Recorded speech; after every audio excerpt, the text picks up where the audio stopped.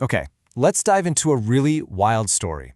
We're talking about how a group of English merchants, right, the East India Company, they started out just wanting to trade spices and somehow ended up with the power of life and death in India. It's this incredible story of ambition, of crisis, and really the accidental birth of a whole legal system. And it all kicks off with a question that, on the surface, it doesn't make any sense. I mean, seriously, think about that. How does a trading company get the power of life and death? Can you imagine a modern corporation running its own court system, handing down sentences? It's nuts, but that is literally what happened.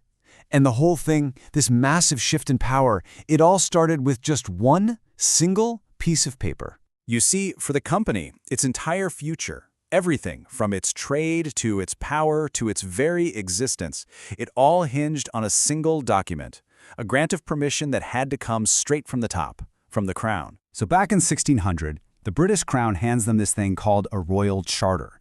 And you can basically think of it as a business license on steroids.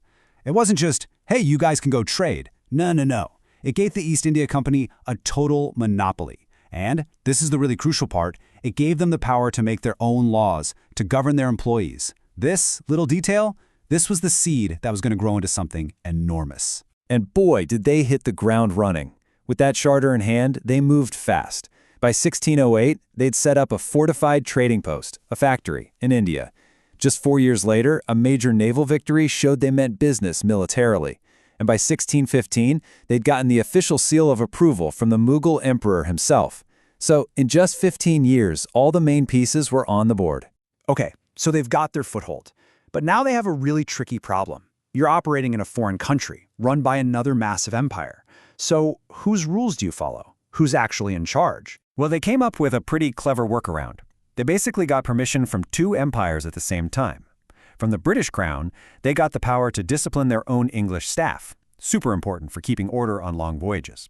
And from the Mughal Empire, they got the right to self-government, which basically meant the English could live by their own laws and their own religion inside their own little communities. So in day-to-day life, this created a pretty clear, if kind of weird system. If two Englishmen had a problem, the company handled it. But if an Englishman got into a dispute with a local, well, that went to the Indian authorities. Simple enough. But who were the company's judges? Get this. They were the managers, the president and his council.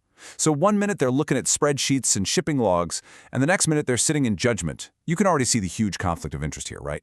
And yeah, that was going to become a major problem. Now, this system, it worked okay when you just had a small group of traders, but their settlement in Madras started to grow a lot, and it attracted a huge Indian population.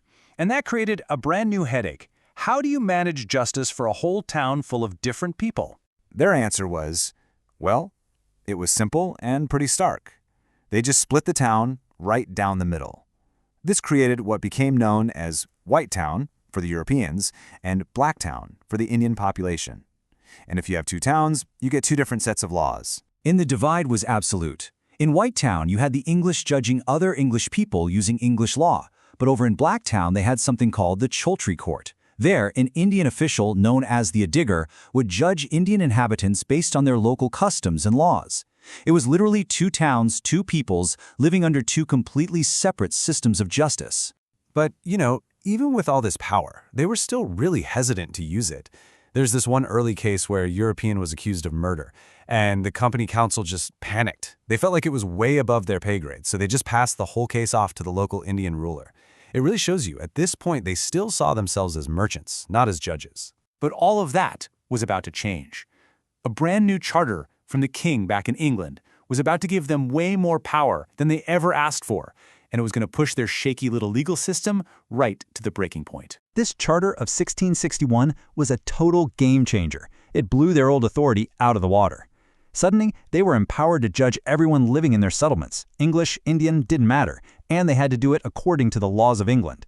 Those clear lines that divided the two towns, all of a sudden, they were gone. And right there, that's the fatal flaw in the plan.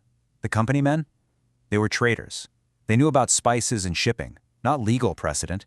They had just been handed the power of life and death, and they had absolutely no clue how to wield it.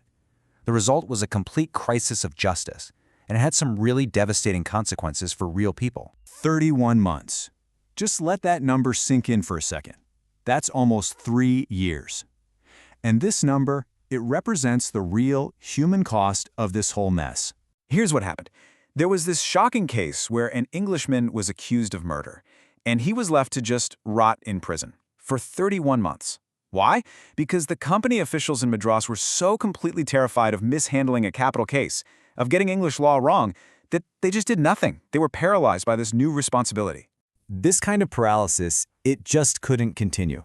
The system had totally broken down, and it forced them to find a radical solution. They couldn't just ignore the power they'd been given anymore. They had to figure out how to actually use it. They needed to build a real court. And the man for that job was the governor of Madras, a guy named Stransham Master. In 1678, he looked around, saw that the system was a disaster, and decided to do a complete overhaul to create a judiciary that, actually functioned. Master's reforms were incredibly decisive. First, he created a formal high court of judicature, but he added a crucial piece, a jury. To make sure justice didn't get delayed again, court was now held twice a week, like clockwork. And finally, he brought the Indian Shell Tree Court under English supervision, unifying the whole legal system under the company's authority for the first time. And when you look at the before and after, the transformation is just stark. The informal Council of Merchants became a formal high court complete with a jury. The independent Indian court was replaced by one run by Englishmen. The entire system became more formal, more structured, and, well, a whole lot more English. So, in less than 100 years, the East India Company goes from having a simple license to trade to operating a full-blown high court. Which leaves us with this one big question to chew on. Was this incredible grab for power all part of some grand plan from the very beginning? Or was it just a series of accidents and reactions to crises they never even saw coming? Definitely something to think about. And that's our look at the company's kind of accidental path to power.